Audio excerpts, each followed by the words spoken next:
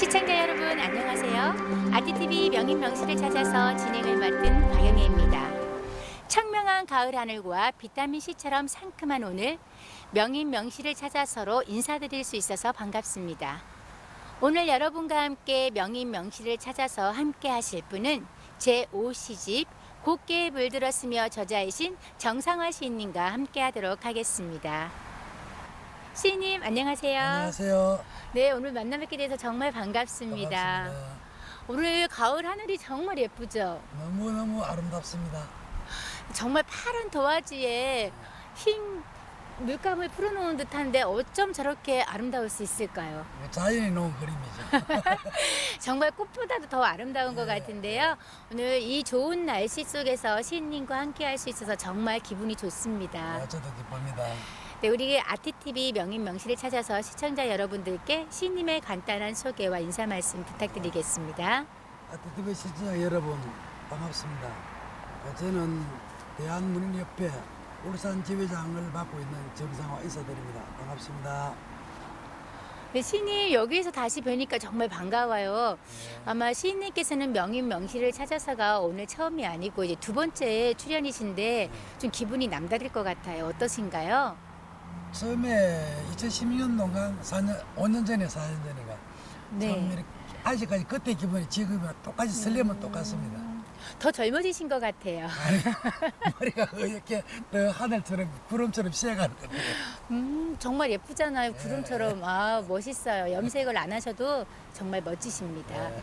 아, 요즘에 이제 우리 2020년도에 들어서 코로나19 감염 바이러스 때문에 굉장히 많이 힘들고 어려운데 시인님은 어떠신가요? 어렵죠. 모두 다 어렵죠. 그러니까 시골에서는 특히 농산물의 판매라든지 또 이대분 제한 때문에 축산물 판매라든지 경제적인 타격은 물론이고 또 노인정 같은 데서도 같이 어우러질 수 있는 이런 모이지 말게 하니까 상당히 어렵습니다. 그렇지만은 저는 또 시인이니까 시인으로서 SNS 활동을 통해서 우리 독자들에게 희망을 줄 수 있는 그런 작품을 쓰면서 그렇게 보내고 있습니다. 아, 역시 저기 시인님이라서 글은 꾸준히 쓰시는 거죠. 네, 꾸준히 쓰고 그러니까 있죠. 시인님을 여기서 지금 한 4년 전에 뵀는데 제가 소개를 할 때 5시집 저자라고 말씀하셨어요. 그렇죠? 네. 그때 2016년도에는 첫 번째 1시집이 출간돼서 나왔던 것 같은데 네. 벌써 5시집을 출간했어요. 네. 정말 대단하신 것 같은데 1년에 한 번씩 시집을 출간하신 거네요. 그렇죠. 뭐 2016년도에 1집 스스로 피어진 아름다운 것을 2집은 우리가 산다는 것은 한편의 시, 네. 3집 그러하더라도 사랑해야지, 4집 아름다운 인연을 만난다는 것을 그러고 이번 곱게 물들었으면 1년에 한 편씩 낸 편이 되죠. 와, 정말로 대단하신 것 같은데요. 자, 5시집 제목을 또 그래도 시인님 책이라서 그런가 또 제목을 하나도 헷갈리지 않고 다 아시네요. 그렇죠. 하나하나 또 정성을 들여 만든 거니까 다 기억할 수 있죠. 그럼 그 안에 들어있는 시집들은 다 기억은 못하겠죠. 다 기억은 못하죠. 기억은 못하지만은 그 전체적인 구성의 열면을 보면 네. 1집은 그 스스로 피어짐이 아름다운 것을 그 자체는 내 삶의 과거를 뒤돌아 회상적인 부분이 네. 많고 제2집은 현재의 삶, 그러니까 산다는 것 자체가 잘라서 말하면 우리 한편의 시 같은 드라마 같은 네. 그다음에 3집 자체는 그러하더라도 사랑해야지 제목 자체가 좀 깊은 뜻을 담고 있어요. 그러하더라도 그러니까 네. 조건 없는 사랑이죠. 그래서 우리가 사랑의 관계를 또 4집에서는 우리가 아름다운 인연을 만난다는 것은 사람과 사람의 관계론을 5집에는 우리가 사람과 사람이 살아가면서 서로에게 물들어가는 네. 그런 테마를 가지고 전체 시를 구성했죠. 역시 문학의 열정이 대단하셔서 바로 문학 작품집을 소개를 하시는데요. 요즘에 지금 아까처럼 말씀드렸던 것처럼 우리 코로나 바이러스 감염 때문에 많이 사람들이 우울해 하잖아요. 네. 그럼 시인님께서는 이 우울한 기분이 들 때 글로 또 표현하실 수도 있겠네요. 그렇죠. 글로 많이 쓰죠. 우리가 네. 우리 어떤 면으로 보면은 우리 글이라고 하는 것 자체는 삶이 녹아있는 표현이다 보니까 네. 우울하고 기쁜 감정 하루를 생활하다 보면은 가장 인상 깊고 또는 슬프고 기뻤던 그 순간을 글로 이야기를 구성합니다. 그러니까 네. 그 이야기를 구성해서 던져뒀다가 그다음 밤에 조용하게 그 작품을 전체적으로 구상을 해보죠. 그러면 단편이 그로 탄생되고 그렇게 되는 거지. 근데 만약에 이제 우리 요즘에 사회적 거리 두기 때문에 사람들을 자유롭게 만나지를 못하잖아요. 정말 시인님과 이렇게 만나서 이야기하시는 것도 참 많이 좀 고민하고 어려웠던 시간인데요. 이제 사람을 평소에 만나지 않던 사람들도 거리두기를 하면서 또 만나지 못하니까 그 기분은 더 다르겠죠. 그렇죠. 물론 뭐 그런 부분이 많아요. 우리가 요즘 우리 국가적으로 시행 그런 정책에도 보면은 불효자는 옵니다. 이런 네, 슬로건 내걸고 가족마저 이렇게 단절시키는. 네. 또 넓은 의미에서 본다면은 오히려 더 우리 국민의 안전을 위해서인데 네. 어떤 가족 간의 어떤 인연마저 잘라놓는 그런 아픈 어떤 그 바이러스의 비극이다. 저는 그렇게 보여요. 근데 또 그게 그렇게 또 나쁘지만은 아닌 것 같아요. 또 부정적으로 본다면 그렇게 하는데 또 긍정적인 면도 있잖아요. 또 가족과 함께 보낼 수 있는 시간은 더 가까워진 것 같은데 어떠세요? 그런 부분이 있죠. 뭐 퇴근하고 술 한잔 안 하고 빨리 집에 돌아와서 가족과 오손도손 이야기하면서 친밀도 우리가 어떤 부분이든지 부정과 긍정은 네. 공존하잖아요. 그렇게 생각을 합니다. 근데 이제 OCG까지 출간하면서 더 아무래도 그 마음의 그 준비가 다를 것 같아요. 그러니까 OCG를 내신 시인님으로서 또 글을 쓰시는 분들한테 좀 좋은 말씀을 해주신다면 어떤 이야기가 있을까요? 그러니까 우리가 이 글을 쓰는 거하고 네. 또 발표하는 거하고는 다르거든요. 물론 우리 협회 그 김낙구 이사장님께서 저는 처음에 일집을 내기 전에 네.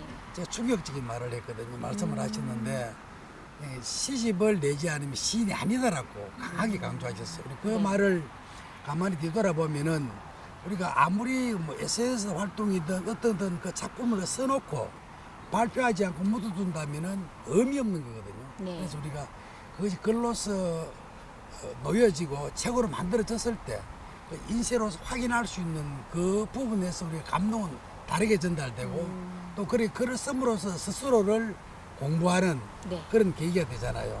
그런 부분을 볼 때 우리가 이 글을 쓰는 거와 머릿속에 담고 있다는 거, 그냥 시집을 내지 않고 던져둔다는 거, 네. 이런 상당히 다른 부분이 많아요.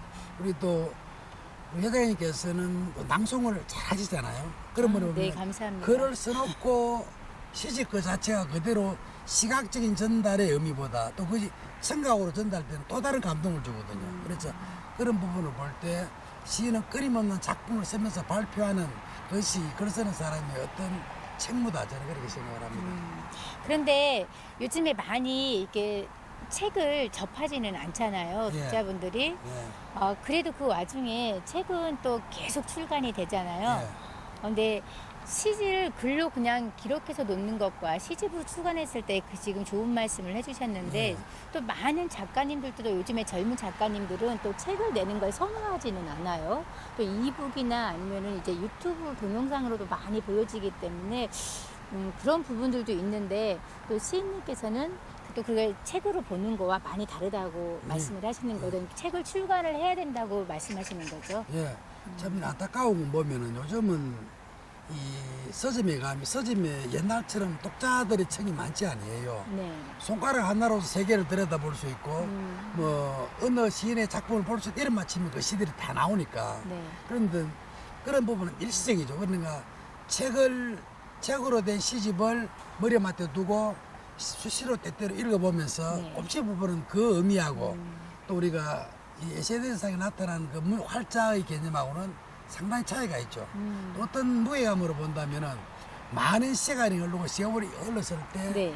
그 시집이 가까이 두고 있다는 거. 그러니까 우리가 글을 읽는다는 그 의미의 속성은 네. 활자돼서 시집으로 탄생되었을 때 의미가 가장 강하다고 저는 생각을 하거든요. 근데 또 요즘 또 좋은 쪽 분위기는 이게 사회적 거리두기를 하니까 많이 활동을 못 하잖아요. 네. 여행도 많이 못 가고 또 해외 여행도 많이 못 가고 하는 상태에서 조금씩 이제 서점을 찾고 인터넷에서 또 책을 구입하고 이런 경향들이 많이 있는데 혹시 시인님은 그런 좀 영향을 받는다는 느낌을 느끼시나요? 좀 그랬죠. 우리 책 이번에 오식 같은 경우도 판매량을 보면은 네. 40대보다는 조금 더 많이 나가거든요. 그런 걸 보면은. 그래서 우리가 사람들이 거리두기나 뭐 이렇게 주위에 오락 네네. 또는 뭐 음주 말하는 가무, 음주 이런 개념보다는 그냥 가족들과 함께하고 틈날 때 우리가 책을 보는 그런 부분 언젠가는 우리가 또 보고품을 불어서 시집에 책을 보러 유효할 거로 저는 믿어요. 좀 그런 시간이 빨리 왔으면 좋겠네요. 예, 그렇죠. 예, 예. 그래서 책을 좀 가까이 이제 두고 이게 좋은 시집도 또 선정해서 이렇게 보고 하시는 독자분도 많다는 이야기를 들었는데 예. 그럼 시인님께서는 5시집까지 출간했을 때 가장 많은 사랑을 받았던 기준은 또 판매량이 또 비교하지 않을 수 없잖아요. 그렇죠. 그렇죠. 1집부터 5집까지 했을 때 어느 시집이 가장 많이 그러면은 이제 5시집은 나온 지 얼마 안 됐으니까 예, 예, 예. 그리고 1집부터 4집까지 본다면은 어떤 게 가장 많은 사랑을 받았나요? 뭐 3집이 좀 많이 나간 편이고요. 뭐, 그러하도록 예, 사랑해야지? 그러하더라도 사랑해야지. 그러니까 여기 보면은 우리가 저는 그 팩트를 어디다 두는가 하면은 네. 사랑의 조건이라는 걸 생각해 봤거든요. 그러하더라도 사랑한다는 개념은 네. 상대가 또 흠이 있고 아픔이 있을지라도 받아들인다는 의미고 그러하기 때문에라는 조건이거든요. 네네. 그러하기 때문에 사랑하지. 우리가 그 김낙호 이사장님께서 그 시집을 정할 때 네. 아주 그 중요한 말씀을 해주셨어요. 시집은 얼굴이다. 네. 제목에 의해서 독자들이 읽고 싶은 욕구를 가지게 한다. 그래서 네. 제목 그 자체보다도 삼박했던 것 같아요. 아. 그러하더라도 사랑해야지. 그러니까 제목 때문이고 또 그 내용 자체가 그것이 사랑이고 연인을 간의 사랑이 아니고 인간의 네네. 또는 부모에 대한 사랑, 자식에 대한 사랑 또는 사물에 대한 사랑 그런 걸 많이 풀어놓다 보니까 아마 조금 독자들의 호응을 많이 받았던 것 같아요. 어쨌든 각박한 삶이라 해도 아무리 바쁜 현대인 삶이라 해도 사랑은 참 많이 찾는 것 같아요. 누구나 사랑은 하고 또 뭐 이별도 하나의 사랑이니까요. 네. 그래서 그런 것 때문에 아마 그러하더라도 사랑이. 사랑해야지 시집 제목이 또 한 역할을 했다라는 거죠. 예예예. 아, 또 그러면 이제 많은 독자의 사랑은 3시집을 받았는데 그러면 저자이신 시인님께서는 1집부터 5집까지 보았을 때 그 가장 애정이 가는 시집은 어떤 것일까요? 다 물론 모든 게 소중하겠지만. 아마 1집이죠. 네. 우리가 사람이 태어나서 우리가 네네. 첫 애기 울음소리 네. 뭐 어머니들이 가장 그 오래 기억하다고 하듯이 저도 일시집을 만들 때 굉장히 많이 설레고 네. 신경을 쓰고 했거든요. 그러면서 또 일시집의 특징 그 자체가 그 탄생 배경이 된 고향. 네. 그래서 인간들은 본래 뭐 연어처럼 이렇게 고향 회귀적인 성격이 부분이 강하잖아요. 네. 그러니까 나이가 우리가 거의 한갑이 넘은 나이에 어린 시절을 회상하면서 어린 시절의 그 삶의 배경이 된 것을 토대로 해서 네. 이루어진 작품이기 때문에 그러니까 어떤 고향 회귀적인 부분에 있어서 네. 또 어린 시절 추억 때문에 아마 일집이 가장 많은 또 애정이 가고 지금도 일집을 제 스스로 읽어봐도 네. 아 내가 어떻게 이런 작품 썼지 이런 생각을 해보거든요. 일집이 많이 애정이 갑니다. 아무래도 그죠?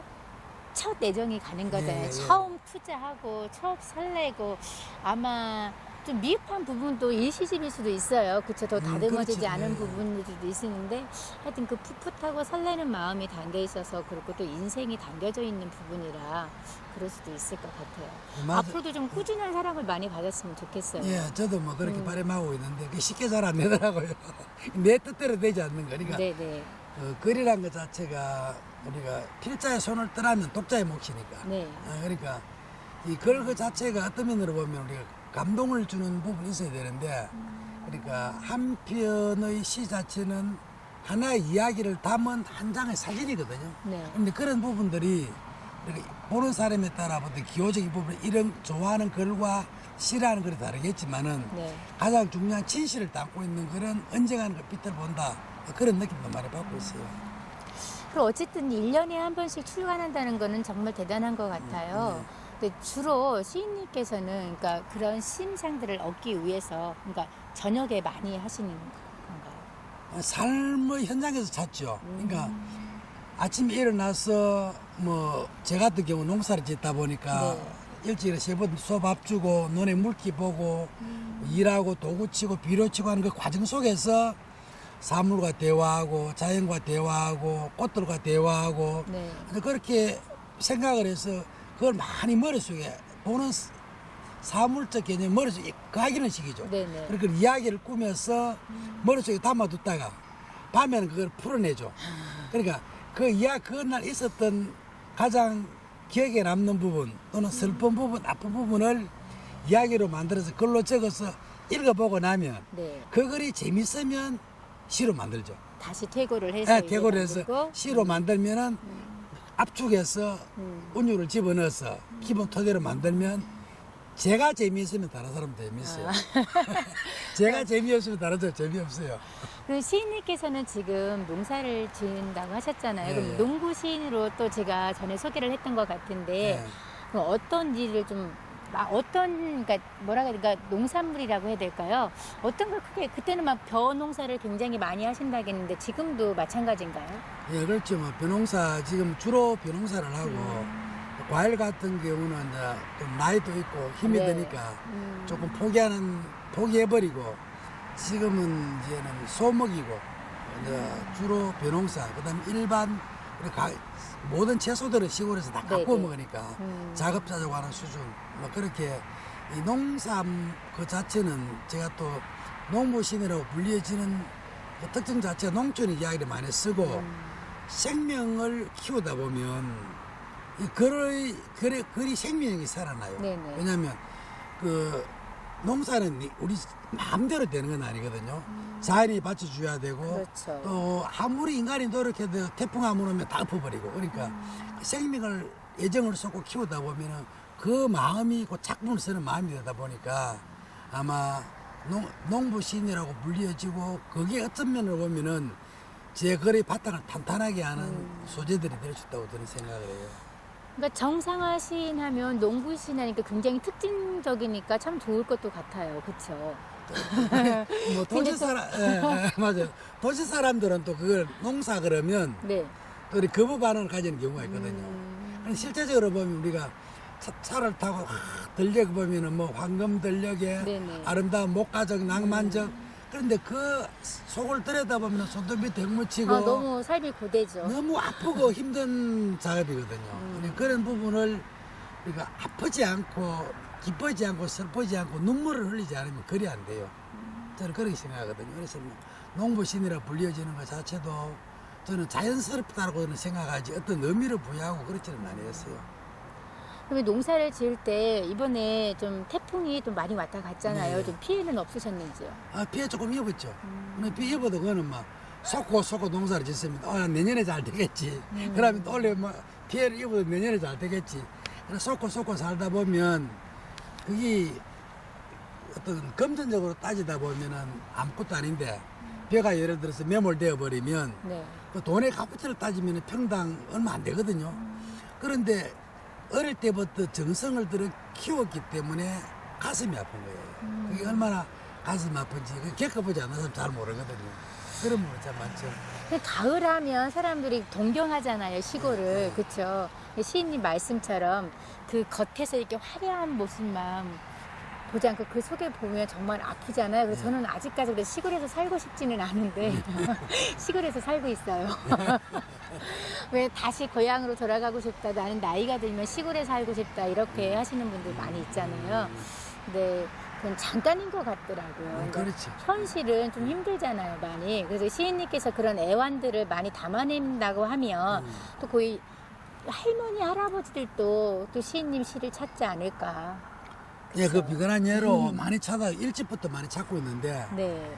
제가 가장 그 기억에 남는 일집을 그 할머니가 80 가까운 나이예요. 네. 그 찾아오셔가지고 야야 고맙다.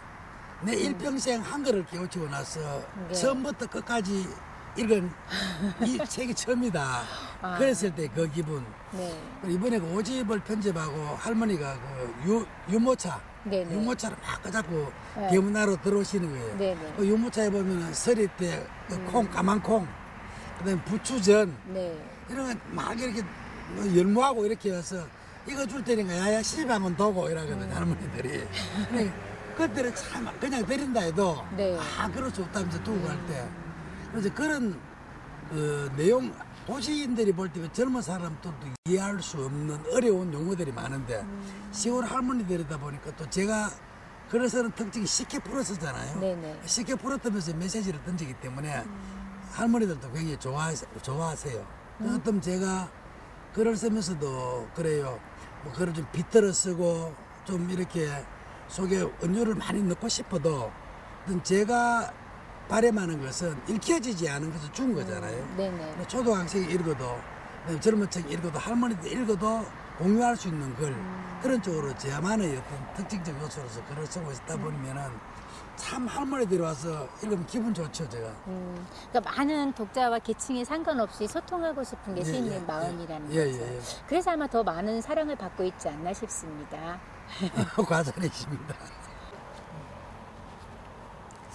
아마 시인님께서 1집부터 5시집까지 쓸 수 있는 그 원동력이 그 할머니, 할아버지도 물론 또 초등학생, 또 중학생, 고등학생 많은 네. 독자분들이 함께 공감하기 때문에 그 힘이 바탕이 되어서 글을 쓸지 있지 않나 하는 생각이 듭니다. 네. 그 많은 글 중에서 그러니까 1집부터 5시집 또 그 외의 것도 들어가지 않은 시도 분명 많을 거예요. 그 중에서 그래도 가장 정상화 시인 하면 대표적인 시를 꼽는다면 어떤 것이 있을까요? 뭐 다 사랑이 가는데 네. 제가 그 우리가 부모의 사랑 내지는 이 10손가락 깨물어 안 아픈 손가락이 없다라는 네네. 어떤 그런 느낌을 담은 일집에 실려 있는 우리가 가지치기 그것도 기억이 나고 그다음에 그 아름다운 인연을 만난다는 거. 네. 그러니까 사람이 만날 때 인연이 전부 다 이어져 가는 게 참 힘들잖아요. 그렇죠. 네, 그리고 아름다운 인연을 만난다는 거. 그다음에 세 번째는 이 아버지의 짧은 기억 속에서 아버지의 사랑을 담고 있는 가난 속의 선택이라는 작품이 있어요. 그거는 짧지만 울림이 큰 제 스스로 생각해 볼 때 아버지에 대한 생각. 아버지에 대한 생각. 그러니까 가난한 삶 속에서 얼마나 그때는 몰랐는데 네. 지금 돌이켜 생각하면 아버지의 사랑이 컸다는 그런 느낌을 줄 수 있는 가난 속의 선택이라는 작품이 있어요. 아마 시인님께서 지금 아버지니까 더 그 마음이 더 이제 공감이 될 수도 있겠어요. 그 마음이.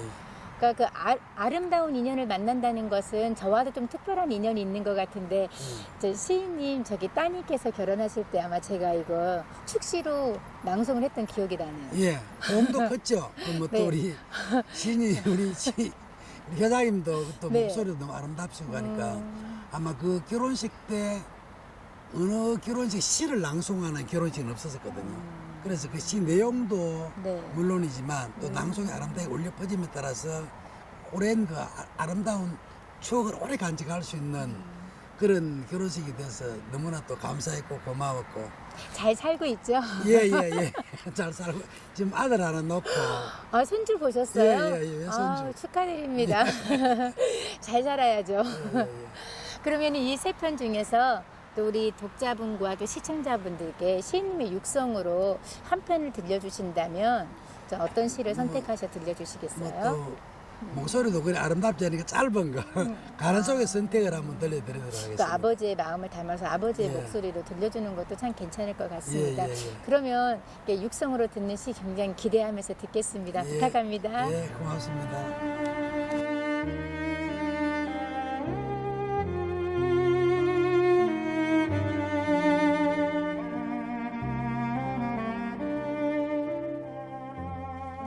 가난 속의 선택 시 정상화.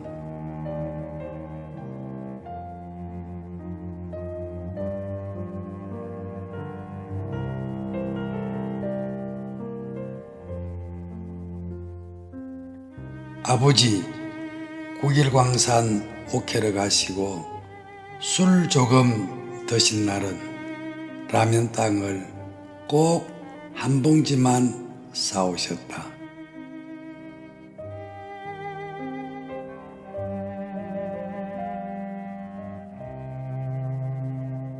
막내만 생각하시는 아버지가 야속한지 막내위 여동생은 똥파리 질투하듯 앵앵 침만 삼켰다.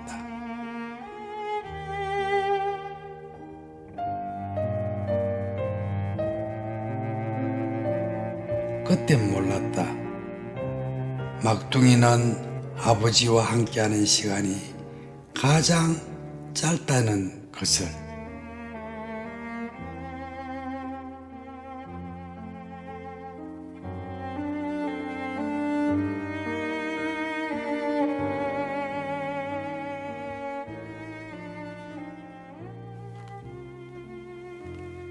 네, 시인님 육성으로 듣는 자작시 낭송 너무 잘 들었습니다. 감사합니다. 예, 감사합니다.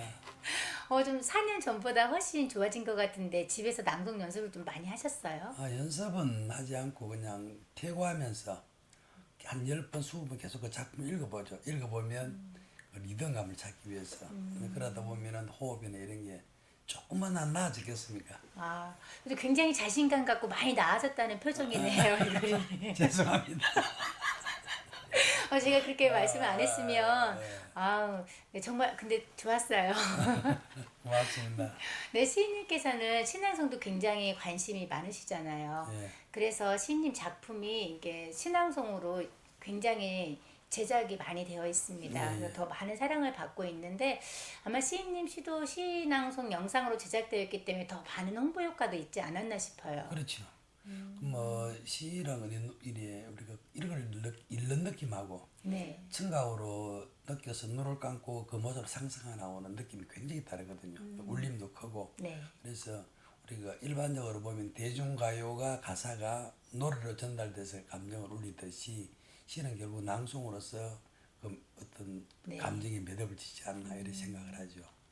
네, 하여튼 신앙송으로 하면 이제 듣는 게 많이 다르기는 한 것 같아요. 이렇게 지면에 활자로 보이는 또 느낌과 그렇죠. 낭송으로 가슴으로 들었을 때 또 그날 따라 뭐 저기 작품이 다 마찬가지긴 하지만 이게 읽는 독자나 이게 기분에 따라서 달라지는 것도 있을 수 있지만는 많이 호응하는 것 같아요. 신앙송. 예, 우리 우리 박영희 시인님께서도 그 낭송시를 내셨잖아요. 네네. 굉장히 그 호응도가 많았어요. 사람들이 좋다 그러고.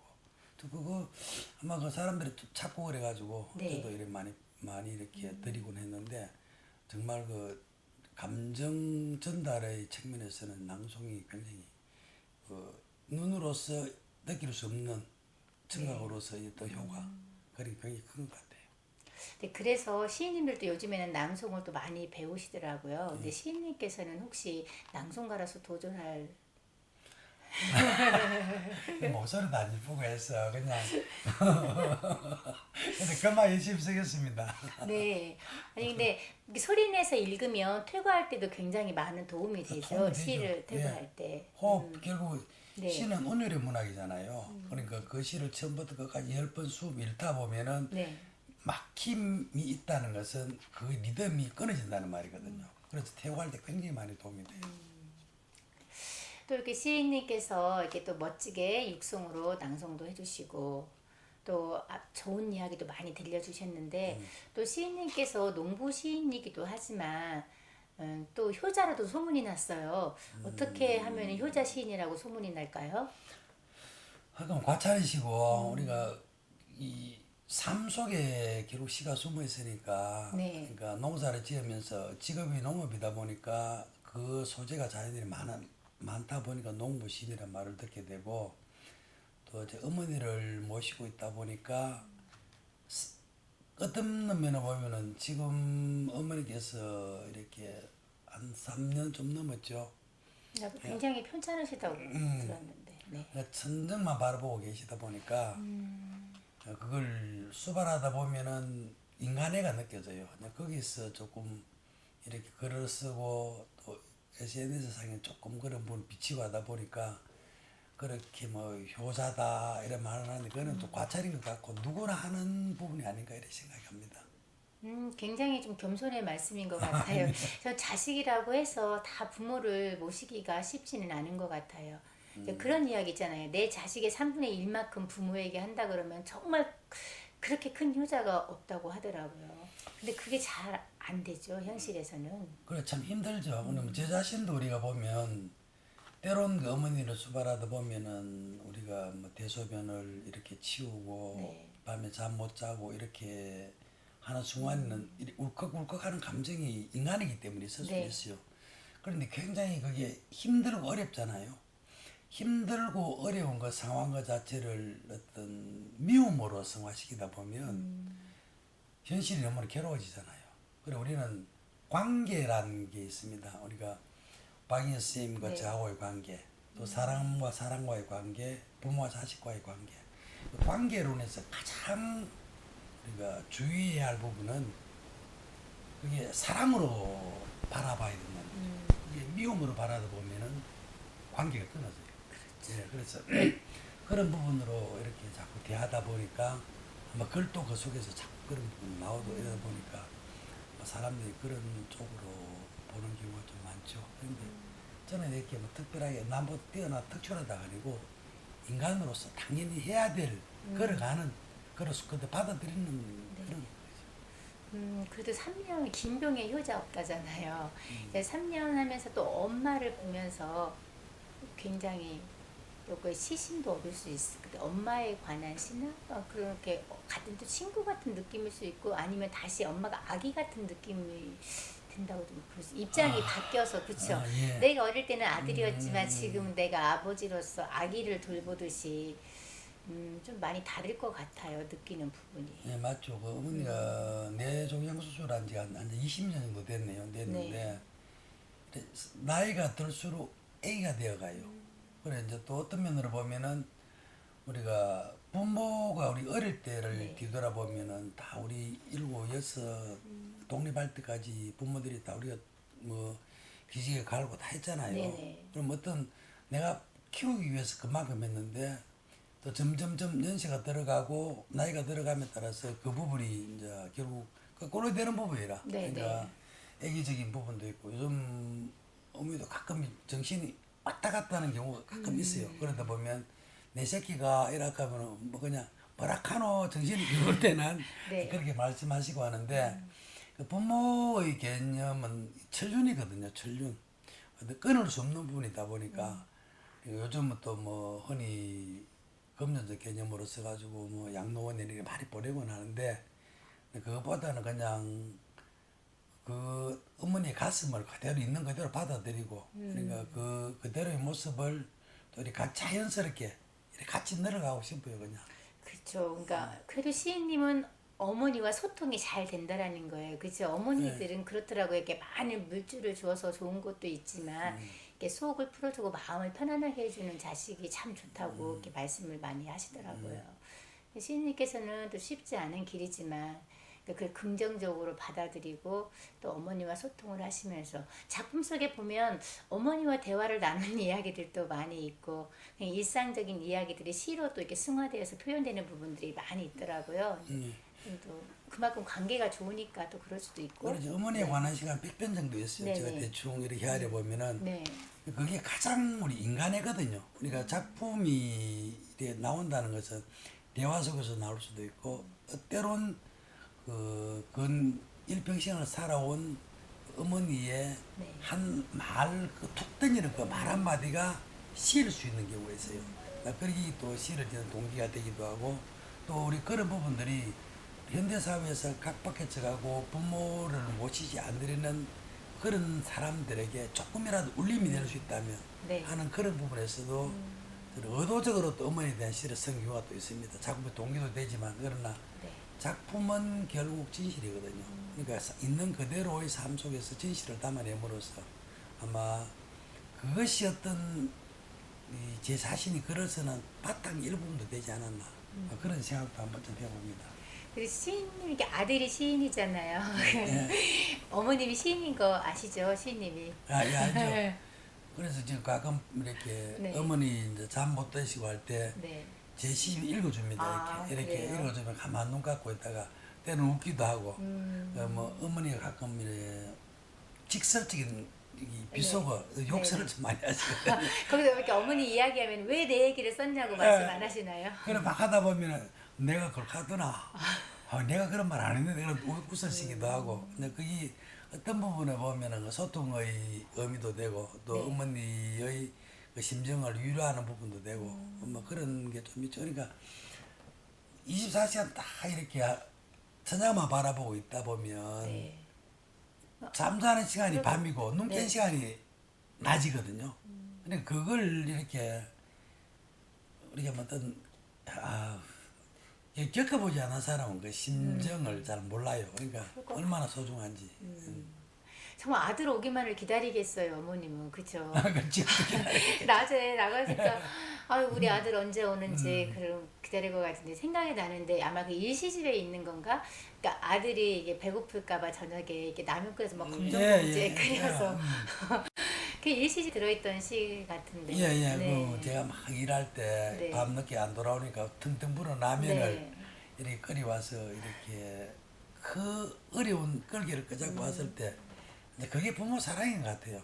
그 일부분만 우리가 기억한다 그러면 우리가 이 부모라는 개념을 아름답게 받아들였을 때 그게 우리 삶도 아름다워지는 것 같아요. 그러니까 그걸 뭐 미움으로 되면은 불행해지고 사랑으로 받아들이면 네. 아름답게 되고 그 부모에 대한 사랑은 무한한 희생이거든요. 그 희생이 전제로 되지 않는 삶은 결국 아름다워질 수가 없어요. 그러니까 사랑의 근본은 희생인데 네. 그 부모에게 내가 크면서 잘못된 거 애명이 있던 거 이는 화해의 감정인데 네. 다른 말 용서라 그러죠. 용서는 우리의 몫이야 신의 몫이라. 그렇지만 우리가 부모에게 다가서 부모에게 사랑할 수 있는 그 부분은 우리가 최선을 다해서 하는 부분이기 때문에 아마 제 스스로가 어떤 뭐 의도적인 건 아니고 네. 그냥 삶과 더불어 자연스럽게 해가는 부분이다 저는 그렇게 생각합니다. 어쨌든 힘내시고요. 앞으로도 꾸준히 응원합니다. 고맙습니다. 좀 시인님께서 또 어머니 또 이렇게 병간호 하시고 또 글 쓰시고 꾸준히 하시는데 그런 부분에서 늘 응원하겠습니다. 힘내세요. 고맙습니다. 네, 또 시인님과의 또 이 저와의 인연도 깊지만 또 시인님과 대한문인협회의 관계도 참 오래된 것 같아요. 이렇게 오랫동안 이렇게 함께 대한문인협회에서 문화활동을 하시면서 또 좋은 점이 있다면 어떤 것이 있을까요? 참 많죠. 왜냐하면은 우리가 시인이라 그러면 혼자 성장될 수는 없는 부분이거든요. 네. 대한문인협회에서 우리 회원들하고 같이 교감하고 나누고 또 대한문인협회 실시하는 우리 명인 명시, 유화전, 그다음에 시화전, 그다음에 각기 짧은 글짓기, 그다음에 우리가 분기별 행사 네네. 이런 것을 통해서 동기부여를 하게 되는 것 같아요. 어떤 작품을 내면서 다듬고 그래서 네. 이렇게 활동 영역을 넓혀감으로써 어떤 소속감이라든지 또 그 속에서 내 스스로 모르게 남에게 어떤 더 좋은 작품을 써보겠다는 어떤 의지. 그래서 문화 활동의 공간이 있어야만 스스로를 또 발전시키는 계기가 되는 것 같고, 그러니까 대한문인협회가 또 전국에서 가장 큰 문인단체잖아요. 네네. 문인단체이기 때문에 좀 자긍심을 가지고, 그러니까 우리가 뭐 남이 어떻게 하든 내 소속도 중요하겠지만 그 열심히 하다 보면은 개인이 열심히 섬으로써 또 네. 우리 협회도 잘 되고 뭐 그렇지 않나 그렇게 생각을 합니다. 네, 그렇게 모임도 가끔 하고 해야 되는데 이번 2020년도에는 참 안타깝죠. 그 완전 정기적인 안타깝죠. 모임도 예. 할 수 없기 때문에 이게 또 사랑하는 문인들을 또 볼 수도 없고 예. 신님 말씀대로 딱 이렇게 몇 개월에 한 번씩 보더라도 서로 같이 소통을 하면서 또 자극도 받고 아 내가 멈춰 있었구나 저 시인은 저렇게 열심히 글을 쓰는데 이렇게 많이들 할 수 있는데 좀 안타까운 부분들이 있어요. 이제 가을과 이제 연말 남았는데 좀 좋아져서 좀 행사가 이루어지면 참 좋겠죠. 네, 내 바람이죠. 그러나 또 네. 저는 또 우리 협회 또 그나마 다행인 것은 우리 협회 서재가 있으니까 네. 그 서재 작품을 올리고 또 다른 시인의 작품들도 보고 뭐 네. 그렇게 할 수 있는 공간 어느 협회보다 이 서재가 잘 정리되어 있으니까 그 부분은 참 위안이 되는 것 같아요. 정말 큰 장점이죠. 예, 다른 예, 데에서는 예. 없고 또 운영이 잘 될 수 있는 거는 저도 이제 같은 회원 한 사람으로서 참 그 부분은 누구나 따를 수 없는 좋은 것 그런 같아요. 장점이 있죠. 그 좋은 공간을 이용해서 많은 문호님들이 글을 올려주셔야 되는데 이제 SNS나 이런 데 많이 올리기는 하는데 좀 서재 활동을 안 하시는 분도 있는데 이번 기회에는 아마 좀 많이 활용을 하셔서 그쵸? 그렇죠, 예. 서로 소통하면 좋을 것 같다는 생각이 들어요. 참 좋죠. 그래야 뭐 읽고 보고 또 네. 작품을 이래 보아주는 또 뭐 가끔 잘못 올리기도 하면 또 이상이면 네네. 혼내시고 이러거든요. 아, 너무 내켜요. 그래 발전이 좀 더 틀리면 말아 그래요. 아니 알려주시는 거겠죠. 내키는 게 아니라 사랑하는 마음을 가지고. 그렇죠. 그쵸. 좋게 받아들이죠. 아, 또 그렇게 말씀하시구나. 그럼 시인님께서는 이제 오랫동안 이제 중견 시인이라고도 볼 수 있잖아요. 또, 부끄럽죠. 또 지회장의 역할을 맡고 계시는데 또 문학인의 후배를 양성하는 데도 좀 관심을 많이 가지시는지요? 예, 많이 관심 지금도 후배 양성을 이제 스스로 조금 이렇게 네. 소모임 같은 데서 강의도 하고 네. 또 SNS 상에서도 우리가 작품을 조금 지도해 주기도 하고 서포트해 주기도 하고 하는데 사실 글을 쓰는 사람은 악인이 없어요. 우리가 보면 그러니까 저는 뭐 남이 들으면 우스개 생각할지 모르겠지만은 대한민국 모든 사람이 시인이 될 때까지 네. 그런 마음으로 이렇게 후배들을 이렇게 좀 양성하고 싶고 또 다른 모든 사람들이 글을 씀으로써 또 마음이 정화되는 그런 쪽으로 제 힘 닿는 데까지 노력하고 싶어요. 아, 좀 많이 신경 써주셔서. 예. 네. 그리고 이렇게 우리 모임을 잘 못 가지니까 좀 지회장님도 좀 답답은 하실 것 같아요. 근데 또 우리 지혜원님들이 혹시 오늘 여기 나오신 거 알고 있나요? 모르죠. 뭐 좀 부끄럽기도 하고 그래서 말도 안 했는데 전에 같은 경우는 가끔 네. 우리가 한 3개월 정도 이렇게 밤에 한 번씩 모이거든요. 네, 네. 그러면 서로 이야기하기도 하고 나는 그랬을 때 이렇게 이야기를 하는데 그런 게 할 수 없다 보니까 지금 굉장히 답답해요. 답답하지만 그래도 현실을 잘 지내다보면 언젠가 좋은 날이 안 오겠어요. 네. 예. 좋은 날이 와야죠. 좋은 날이 와야 되죠. 그래서 오늘 시인님께서 또 이렇게 이야기를 하다 보니까 굉장히 사람과의 사람 관계에서는, 그러니까 소통에 있어서는 사랑을 떠나서는 관계를 맺을 수 없네요. 그죠? 부모의 자식 관계도 그렇지, 그렇지, 사랑해, 그렇지. 또 문우와도 또 사랑, 그 사랑과의 관계 속에서 사랑을 두고 말씀을 하시는데, 되게 좀 원만한 인간관계를 맺기 위해서는 어떤 게 좋을까 이렇게 말씀을 하고 있는데 그 속에 사랑으로 다 이루어지면 된다고 보면 되겠네요. 그렇죠? 저는 그렇게 봐요. 우리가 사람과의 관계는 굉장히 중요하잖아요. 그럼요. 그게 너무나 중요한 부분인데 요즘 이제 현대인들의 특성이 보면은 자기 개성이 너무 뚜렷해요.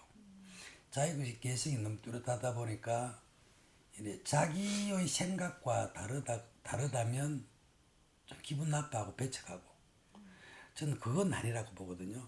그러니까 사람의 관계는 그 인연이 되려 그러면 결국 서로가 양보하는 부분이 있어야 되는데 양보하는 가장 기본이 사랑이거든요. 그러니까 관계가 가장 어려울 때는 사랑을 하라 그러잖아요, 우리가. 그러니까 그 사랑을 함으로써 그 관계가 원만히 될 수 있는데 상대를 인정해 줘야 되는 부분이 있거든요. 빨간색이면 빨간색을 인정해 줘야 되는데 자꾸 상대를 빨간색을 내가 파랑이니까 파랑이 되라 그러니까 싸움이 될 수밖에 없잖아요. 그래서 상대방을 아름답게 인정해 주고 우리가 A, B의 각각 그 합집밥 부분만 네네. 그렇게 공존하면서 서로를 인정해 주는 그런 관계로 나간다면 또 문인들도 마찬가지예요. 뭐 서로가 뒷담화를 하고 이렇게 하면 안 되거든요. 그래서 가장 중요한 부분은 사랑을 하고 서로 좀 양보하고 소통하고 그런 인간관계가 되다 보면 아름다운 인연이 안 되겠나 그렇게 생각해요. 그러니까 서로 다름을 인정을 하면 되는데 그 다름을 인정하기보다는 나와 다르니까 그건 아니라고 틀렸다 이렇게 말하는 그렇죠. 경우가 있- 나를 따라오라 그러잖아요. 그러면 상대를 없애버리란 말도 그게 말이 안 되잖아요. 우리 그죠? 그러니까 네. 가장 중요한 것은 상대를 인정해야 돼. 상대의 색깔을 인정하고 그러고 나의 색깔도 조금 물들고 그래 서로가 그 색이 합해지면은 곱게 물들 수 있잖아요. 네, 서로 교집합이 되는 거죠. 그렇죠. 그게 우리가 살아가는 과정이다 저는 그렇게 보고 그게 넓혀가는 과정. 그런 것 같아요. 소통은 서로 다름을 인정하면서 같이 나가는 게 맞는 것 네, 같아요. 뭐 그 사람이 미워 죽겠는데 사랑을 하라고 하면은 그 이론적으로는 되겠지만 힘들잖아요. 현실에서는 미운데 사랑이 근데 미움도 하나의 사랑의 관심의 표현이겠죠. 이제 아예 관심이 없으면 무관심을 하겠죠. 근데 서로 근데 더군다나 요즘에는 자꾸 거리두기를 하니까 이게 더 많이 우울한 사람들도 굉장히 참 많아요. 그래서 오늘 하늘 보면서 정말 많이 전 따뜻한 위안을 받았거든요. 하늘이 맞아요. 너무 예뻤어요. 예. 그러니까 힘들 때 가끔 고개 들어서 하늘 한번 보는 것도 참 많이 도움이 될 것 같아요. 맞아요. 저도 그죠? 네. 이 구비에서 논에 이러다가 하늘을 탁 쳐다보면 가슴이 탁 튀거든요. 그래서 그게 어쩜 현대인에 살아가면서 잠깐의 여유인지도 모르겠어요. 그러니까 마음이 울적하고 힘들고 외롭고 수화가 침일 때 가끔 하늘들어 깨끗함을 정화시키는 그런 굉장히 중요한 것 같아요. 그런데 그게 고개 한번 들기가 어려워요. 맞아요. 현실을 잊고 살다. 정말 어려워요. 저도 몰랐는데 어느 순간 고개 한번 들었는데 오랜 시간이 걸리더라고요. 그 짧은 순간인데 그래서 요즘에 가을 같은 경우는 정말 청명하고 깨끗하고 좋잖아요. 맞아요. 저 가을을 많이 타는데 걱정입니다. 시인님은 어떠신가요? 저는 가을보다는 봄이 좋으니까. 아, 예. 그런가요? 가을은 결실의 계절이고 하니까 바꿔서 항상 이래 찌르다 보니까 또 그건 모르고 그냥 넘어가요. 정말 가을을 타고 외롭다 막 이렇게 하시면은 어떻게 보면 이렇게 계신 현실에 있는 분들은 참 행복한 꽃잎이다. 그죠? 그럴 수 있겠어요. 네. 정말 너무 좋은데 현실이잖아요. 그렇죠. 그래도 참 가을을 많이 타는 것 같습니다. 이렇게 이야기를 나누다 보는데 시인님 여기 뒤에 보면 너무 예쁜 유화 작품이 있어요. 예. 아름다운 인연을 만나는 것은 네. 어떠세요? 마음에 드세요? 이번에 유화 그 작품집에 실려있던 작품 같은데 예. 그리고 이 작품이 네. 명언에도 올라간 네, 작품. 명인명시 거기도 네. 올라갔고 네. 그 우리 세계의 명언 있잖아요. 아, 네. 거기도 올라간 작품. 아, 그래서 우리 선생님께서 그 네. 조세금융신문에도 올라갔던 네, 시인데 이 어떤 면으로 보면은 우리가 인연은 만남이고 만남이 기본적인 가장 네. 쉬운 해석인지도 모르죠. 너무 작품이 네. 정말 딱 맞는 것 같아요. 네. 이 사장님 고맙죠. 뭐. 그래서 대한문인협회 이번에 2020년도에 나온 거잖아요. 예, 그래서 예, 예. 2020 명인 시와 유화 예, 예. 작품집으로 좀 많은 사랑을 받을 수 있을 것 같은데 좀 홍보 좀 해주세요. 항상 유화 홍보하고 작품집. 있습니다. 제가 뭐 시집도 지금 좀 나가고 있고 네. 그런 사람들이 보면서 색다르다. 이렇게 우리 예술이라고 하는 것 자체는 네. 종합 예술의 경지로 가잖아요. 우리가 음악, 네. 음악은 어떤 낭송 쪽도 부분도 그렇죠. 있고 음악이 그다음에 굉장히 중요하죠. 미술, 그다음에 우리가 그 문학의 어떤 이 종합적 예술적인 부분 이렇게 어우러지기 때문에 다 같은 한쪽의 네. 그 집합체인 것 같아요. 꼭지에서 보면 다 같은 동질성을 갖고 있기 때문에 이 합해지니까 너무나 아름답고 신선하더라고요. 네. 유화와 시가 만나니까 정말 음. 이게 책으로는 또 이 실감이 안 나요. 안 책으로 이미지로 돼 있는 거는 또 실물하고 보는 거하고 다르잖아요. 그렇죠. 또 이렇게 작가님이 직접 보시니까 굉장히 아름답죠. 흡족하죠. 요거만 딱 보더라도 그죠. 아름답잖아요. 네. 그리고 요 우산 속에 요 시가 숨겨져 있는 거잖아요. 아, 우산 속에 시인님이신가요? 그래서 우리가 참 이렇게 기획을 참 잘한 것 같아요. 우리가 특별하게 기획을 하고 우리가 그 어떤 낭송도 마찬가지 어떤 그렇죠. 확대 해석하면 네. 우리가 이 음악과 시의 만남, 음악과 미술의 만남 이게 다 아름다운 새로운 어떤 방법의 어떤 감동을 주는 방법이라는 것 같아요. 아, 멋있네요. 고맙습니다. 네네. 네. 또 이렇게 오랫동안 또 활동하시면서 그래도 이게 문학인으로 또 꿈꾸시는 분들 있잖아요. 약간 후배 양성을 하신다고 하셨는데 이제 등단을 시켰어요. 근데 내가 시인이 되면 뭔가가 막 큰 변화가 있을 것 같은데 솔직히 그러지 않잖아요. 제가 시인님이 5시집까지 출간을 하셨지만 내가 이 시집을 내면 막 뭐가 금방 막 될 것처럼 옛날에는 그런 꿈들도 있었잖아요. 그러니까 막 팔리고 내가 유명해지고 이러면 좋은데 현실은 그렇지 않잖아요. 시인님은 대한민국 모든 국민들이 시인이 될 때까지 한다고는 하지만 아무리 시인이 많아도 그렇게 알아주는 또 이름이 알려져 있는 분들이 그렇게 많지가 그렇지, 않아요. 그렇지. 무명 시인인 거잖아요. 네, 그런 분들한테 좀 조언의 말씀을 해주신다면 그래도 멋지게 글을 쓰시라고. 근데 저는 항상 저 자신도 실천하고 있지만은 네, 시집을 많이 읽으라고 권하고 싶어요. 다른 분들의 다른 시집을. 분의 작품을 적어도 뭐 하루에 한 편, 두 편, 세 편, 그한 편 다 10분 이상 걸리는 시가 없거든요. 네. 그 시를 읽으면서 이해하려 하면 안 되거든요. 이해하려 하면은 시가 싫어져요. 느낌만 받아라. 마지막으로 이제 우리 시청자분들께 이제 좋은 말씀 들려주시고 또 함께했던 시간 오래오래 기억할게요. 네, 고맙습니다. 이제 마지막 인사 나누고 마무리하도록 하겠습니다. 네. 아트TV 시청자 여러분, 지금까지 긴 시간 시청해주셔서 고맙습니다. 앞으로도 여러분들의 사랑받는 시인으로서 많은 작품 열심히 쓰겠습니다. 고맙습니다. 지금까지 펜 끝에서 농부의 시심을 풀어내는 정상화 시인님과 함께한 시간이었습니다. 정상화 시인님 앞으로도 많은 사랑과 응원해 주시고 명인 명시를 찾아서도 많이 사랑해 주시기 바랍니다. 시청해 주셔서 감사합니다.